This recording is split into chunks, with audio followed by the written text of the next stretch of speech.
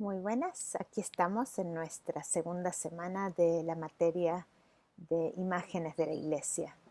Y esta semana vamos a incursionar ya más profundamente en una perspectiva bíblica respecto a la naturaleza y el propósito de la Iglesia y cómo la Iglesia encaja en un plan mucho más amplio del trabajo de Dios en su mundo. Ahora, para esto nos ayudará a entender un poquito más el trasfondo del libro que vamos a estudiar, que es o la carta, la epístola, que conocemos como la carta a los Efesios.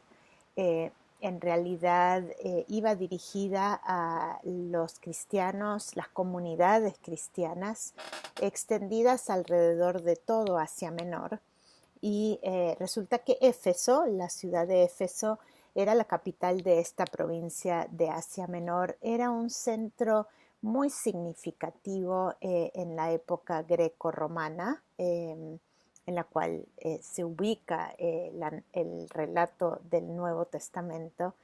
Eh, por su ubicación geográfica, podrían mirar el mapa por donde está ubicado.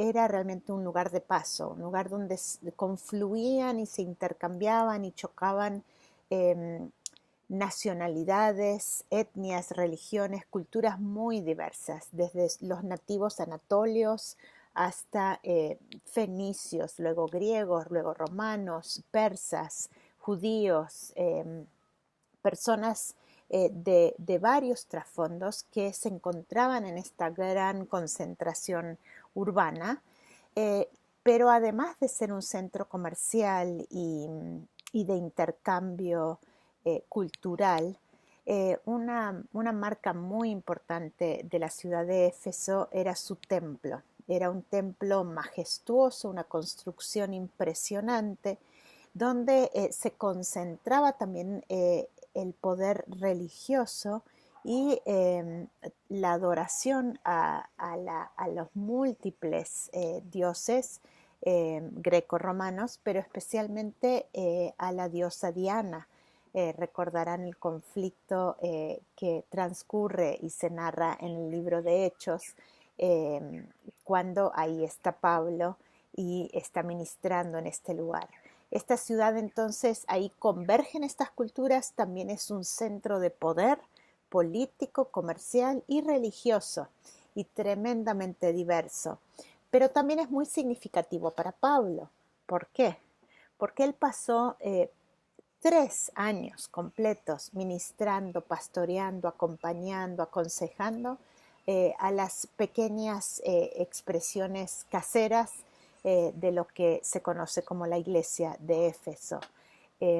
Fue entonces ahí donde construyó relaciones más profundas, donde probablemente este mismo desafío pastoral de acompañar a la iglesia en entender su identidad y su vocación en medio de las diversas agendas eh, de su medio, ahí es donde se inspira también su teología. Y este libro, por más que es pequeño, apenas unas 4 páginas, unos 6 capítulos en lo que los editores han editado para dividir este libro, que de hecho bien sabemos que no se dividía, era una carta que corría de pi a pa en un solo escrito. Pero realmente es una carta bastante breve y aún así contiene una riqueza, una profundidad teológica muy significativa. Realmente trae a la luz el pensamiento de Pablo, reflexionando en base a lo que él heredó y reflexionó a partir de lo que supo sobre Jesús, pero también al caminar en esta ciudad, en estas congregaciones urbanas. Entonces, se concentra, como verán, en esta semana al leer esta carta, se concentra en el tema de los propósitos amplios de Dios. Eh, y dentro de esos propósitos, la identidad y vocación de la iglesia. Significativo desde el mero comienzo es una concepción bastante integral de lo que significa la salvación, de quién, para quién, por qué, cómo, y el enganche entre el concepto de salvación y reconciliación y cómo eso se ve, cómo se articula, cómo se encarna en la vivencia diaria de la familia, en el trabajo, en las relaciones en la iglesia. Eh, y culmina esta carta con esta preparación para el pueblo de Dios de armarse de una manera para poder ser fieles en medio de los embates de esta religiosidad popular tan prominente y tan aliada al poder político. Eh, realmente es una carta que comprime en un solo espacio muy breve tesoros de comprensión sobre la identidad y la vocación de la iglesia, y por eso es que lo vamos a trabajar en esta semana. Les animo al hacerlo, a ir pensando también, bueno, ¿qué paralelos hay entre el medio en el cual nos movemos nosotras y nosotros en nuestras ciudades, hacinadas, diversas, con juegos de poder, con actores de poder, con expectativas e imperialismos culturales, políticos, económicos, religiosos? ¿Cómo se relaciona eso con esta realidad de esta urbe de Efesios? Eh, y dentro de eso, eh, también al pensar en nuestra autobiografía, ¿qué similitudes, qué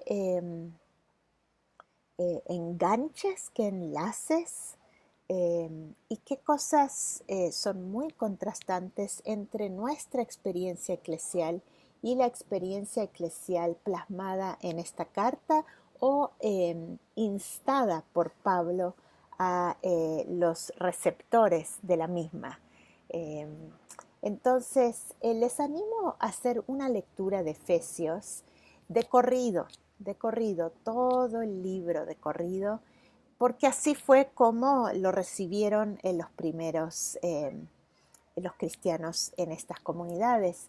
De hecho, si fuera posible para ustedes, hasta les animaría a pedirle a alguien que se los lea o consíganse un audio, una lectura de este libro de corrido, de manera de recibirlo como lo habrán recibido de alguna manera similar a cómo lo habrán recibido estos primeros receptores. Así que aquí nos adentramos en las tareas de esta semana. Les deseo un tiempo fructífero y ya nos estaremos comunicando.